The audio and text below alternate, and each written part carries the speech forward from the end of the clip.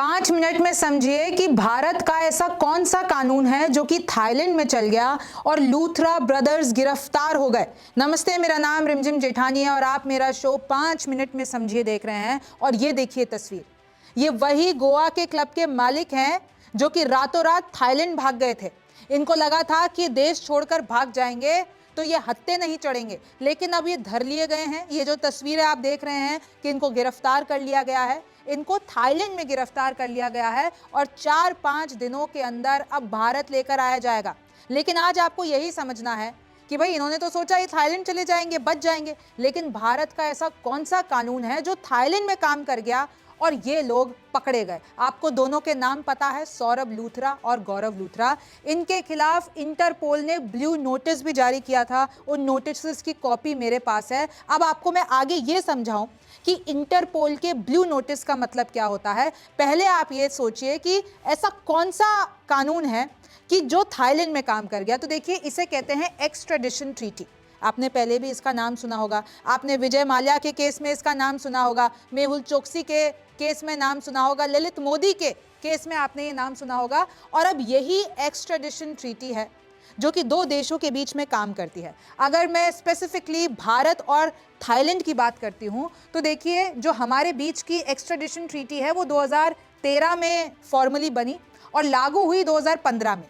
इसके पे क्या होता है कि भाई अगर कोई भी अपराधी, आसान भाषा में बताती हूं, कोई भी अपराधी अगर भारत में अपराध करके भाग गया है थाईलैंड, तो मतलब इन दोनों देशों के बीच में ऐसी एक्स्ट्राडिशन ट्रीटी है कि आप उस अपराधी को पकड़ के वापस भारत ला सकते हैं। लेकिन इसमें भी कुछ ना कुछ ऐसे पॉइंटर्स है जो आपको समझ लेने चाहिए। सबसे पहले तो भाई अगर कोई अपराधी वहां भाग गया है तो उनके कानून के तहत भी वो अपराध होना चाहिए और हमारे कानून के तहत तो है ही, तभी आप इसका एक्स्ट्राडिशन ट्रीटी का इस्तेमाल कर सकते हैं। दूसरा ये है कि भाई भारत ने भी देखिए इनके पासपोर्ट सस्पेंड कर दिए, यानी थाईलैंड में ये फंस गए थे, अब थाईलैंड से आगे कहीं नहीं जा पाते। खबर ये आ रही थी कि इनका दुबई भागने का प्लान था। जैसे आपको पता है ना कि आज तक विजय माल्या नहीं लौट पाए हैं, ललित मोदी नहीं लौट पाए हैं, तो कैसे ये इन लोगों का भी, इन लूथरा ब्रदर्स का भी यही प्लान था, भाई हम भारत से रातों रात भाग जाएंगे तो हम बच जाएंगे। लेकिन अभी इस केस में आगे क्या फैसला होता है, हालांकि हमारी टीम्स गोवा से निकल चुकी है उनको लेने के लिए, लेकिन 4-5 दिन में सीएम प्रमोद सावंत जो कि गोवा के सीएम, उन्होंने तो कह दिया 4-5 दिन में वापस ले आएंगे। लेकिन कोर्ट में केस लड़ना पड़ेगा। वहां की कोर्ट देखेगी ह्यूमन राइट्स, टॉर्चर, पॉलिटिकल बाइस, बहुत सारी चीजें देखती है। भाई ये पिक एंड ड्रॉप सर्विस नहीं है। आपको इसके लिए एक्स्ट्राडिशन ट्रीटी होने के बावजूद भी आपको उस केस को लड़ना पड़ता है। लेकिन कुछ देश ऐसे हैं जिसके साथ भारत की कोई एक्स्ट्राडिशन ट्रीटी नहीं है। अगर कोई अपराधी वहां पर भाग जाता है तो भारत के लिए बहुत मुश्किल हो जाएगा उनको वापस लाना, जैसे कि China, Pakistan, Maldives, Myanmar, North Korea.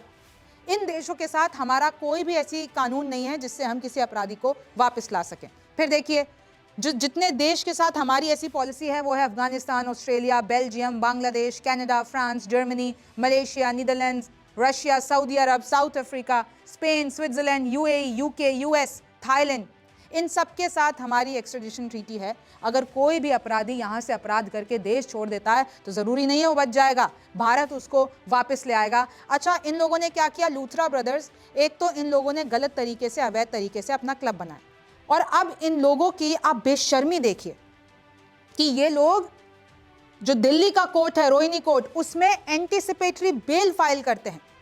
कहते हैं कि भाई हम लोगों को बेल दे दो क्योंकि हम लोग इसके जिम्मेदार नहीं हैं। ये उनका कोर्ट में बयान है। हालांकि मैं आपको बता दूं कि दिल्ली कोर्ट ने उनकी ये जो बेल की रिक्वेस्ट है वो रिजेक्ट कर दी है। और कहीं ना कहीं देखिए, उन्होंने ये बताया कि भाई थाईलैंड तो हम भाग के नहीं आए, हमारा पहले से ही कोई बिजनेस था। लेकिन गोवा पुलिस ने सब साफ कर दिया कि जैसे ही इंसिडेंट होता है जहां लाशें बिछ जाती है और ये तुरंत भाग जाते हैं, इनका थाईलैंड में कोई बिजनेस नहीं था और वो कि भाई फंस ना जाए इसलिए वो भाग गए हैं। अब जल्दी से आपको बता देती हूँ कि इंटरपोल की इसमें क्या भूमिका होती है। तो देखिए, जैसे ये पूरा केस हुआ, इंटरपोल ने एक ब्लू कॉर्नर नोटिस निकाला। इंटरपोल का मतलब है इंटरनेशनल क्रिमिनल पुलिस ऑर्गेनाइजेशन, और इंटरपोल जो होती है वो बहुत तरीके के नोटिस निकालती है। ये दुनिया का सबसे बड़ा इंटरनेशनल पुलिस नेटवर्क है। इंटरपोल कुछ कलर कोडेड नोटिस जारी करता है। 7 कलर कोडेड नोटिस होते हैं और एक स्पेशल नोटिस होता है। जैसे कि देखिए, ब्लू कॉर्नर नोटिस जो होता है, जो कि इन लूथरा ब्रदर्स के लिए निकाला गया था, पहले पता नहीं था कि थाईलैंड तो भाग गए लेकिन कहाँ है थाईलैंड में, तो इसलिए उनकी जानकारी इकट्ठा करने के लिए वो ब्लू कॉर्नर नोटिस निकाला गया। रेड नोटिस होता है भगोड़े या वांछित अपराधी की लोकेशन पता लगाने, गिरफ्तार करने के लिए। येलो नोटिस होता है जो लापता है या जिन्हें अगवा किया गया हो। फिर देखिए ब्लैक नोटिस होता है अज्ञात शव यानी अनआइडेंटिफाइड बॉडीज के बारे में जानकारी लेने के लिए। ग्रीन नोटिस होता है जिस व्यक्ति से किसी देश या समाज की सुरक्षा को खतरा हो, उनके खिलाफ ये ग्रीन नोटिस निकाला जाता है। फिर ऑरेंज नोटिस होता है गंभीर और आने वाले खतरे से आगाह करने के लिए। पर्पल नोटिस होता है अपराधियों की नई तकनीक, उपकरणों या तौर तरीकों की जानकारी के लिए। और एक स्पेशल होता है इंटरपोल यूएन स्पेशल नोटिस, संयुक्त राष्ट्र सुरक्षा परिषद के प्रतिबंधित आतंकियों और संगठनों के खिलाफ ये जारी होता है। तो देखिए अब ये पकड़ में आ गए हैं। अब ये भारत कब आएंगे या क्या ये केस और कॉम्प्लिकेटेड होता है, ये तो वक्त बताएगा। आप इसके बारे में क्या सोचते हैं मुझे कमेंट सेक्शन में ज़रूर बताइए। मेरा नाम रिमझिम जेठानी है, आपसे फिर मुलाकात होगी।